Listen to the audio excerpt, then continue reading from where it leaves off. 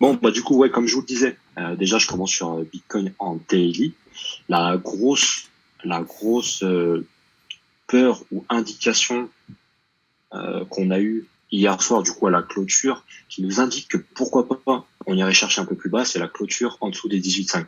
Donc, on a clôturé juste ici cette bougie qui était totalement irrationnelle et totalement folle due aux événements. On l'a clôturé grosso modo à 18,400. Donc ça, pour moi, c'est pas forcément hyper positif.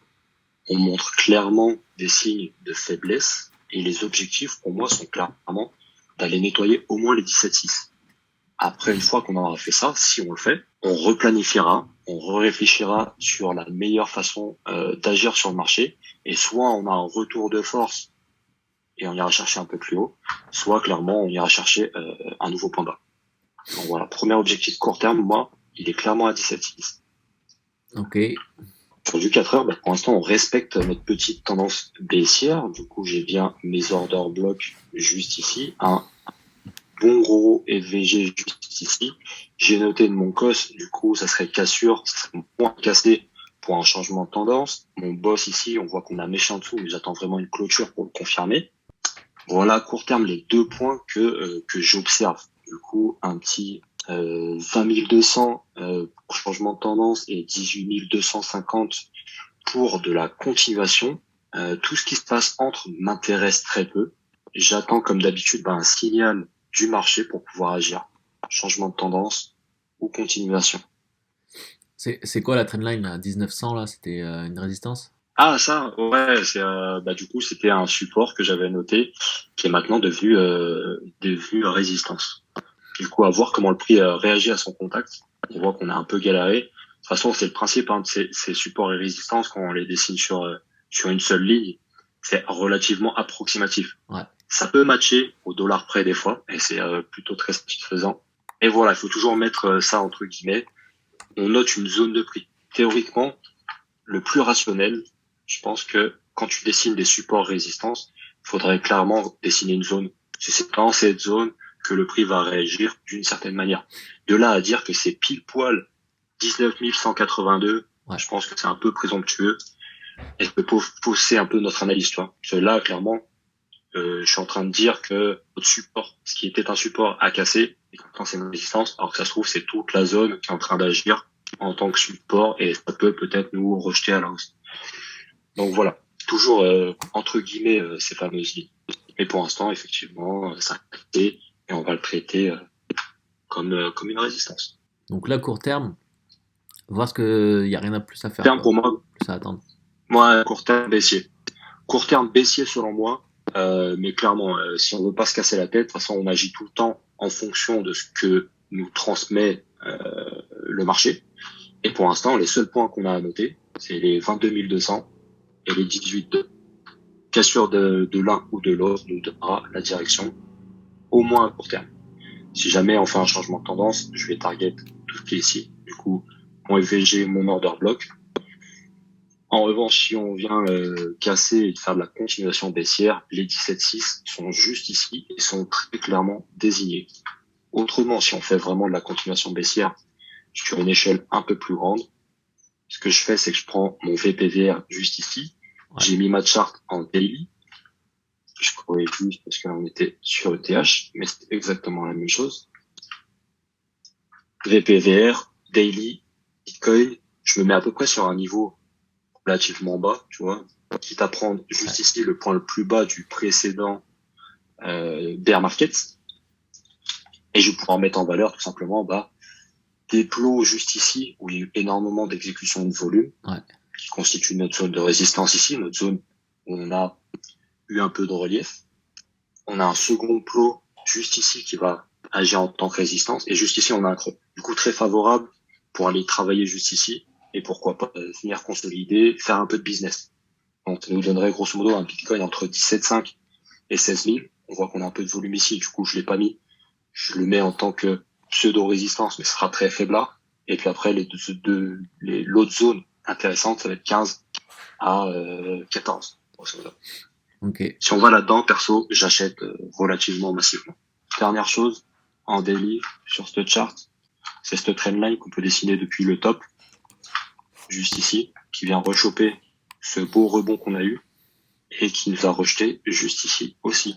Du coup, pour l'instant, sur une échelle assez large, on est bien sur une tendance baissière. Tant qu'on cassera pas ça, Ouais. tant qu'on n'aura pas des structures derrière ça, on sera clairement sur une vision large, sur une tendance baissière.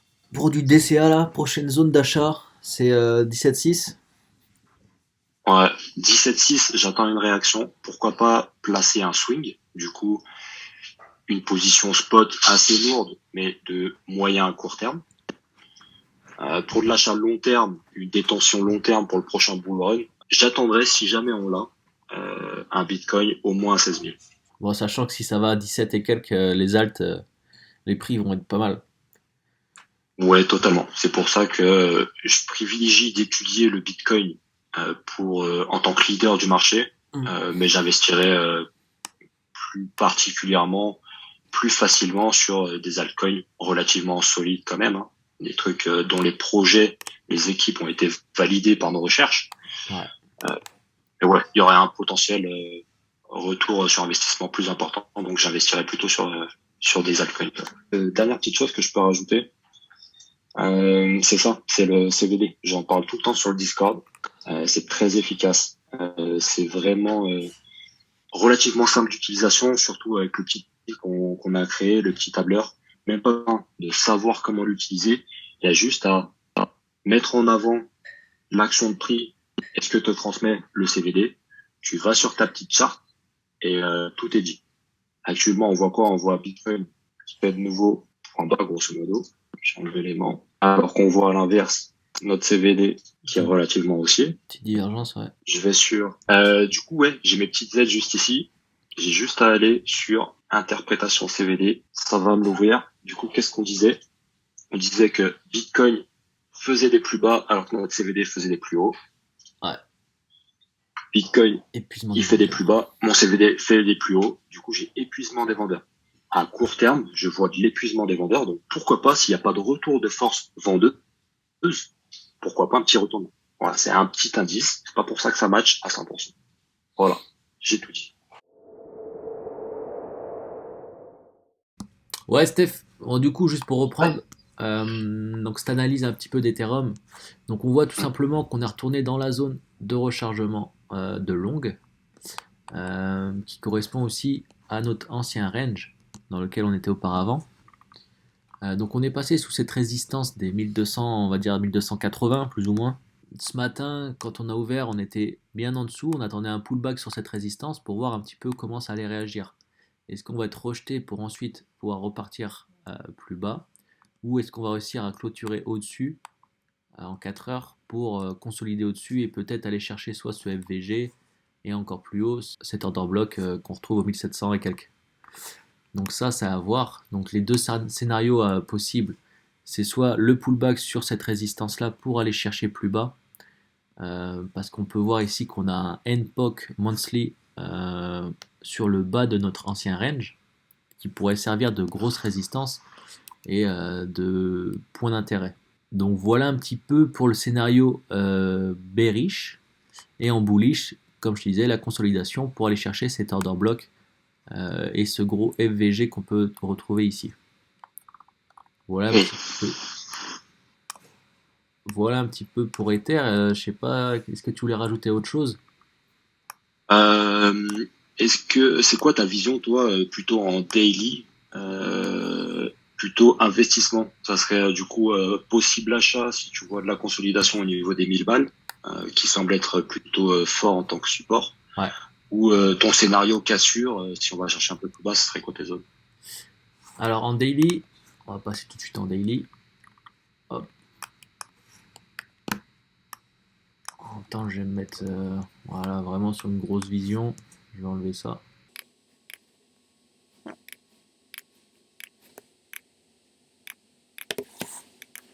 Je sais pas si tu vois bien là. Tu vois bien ou pas? Ouais, je vois bien. Donc en daily, comme on disait, il y a ces points-là à aller nettoyer où il y a pas mal de liquidités en dessous. Les fameux creux ici qu'on n'est pas allé liquider. Donc au niveau des entre les 900 et quelques, 950. Et sur du plus long terme, ça serait d'aller liquider ce point-là. On voit qu'il y a un trou en plus dans le VPVR.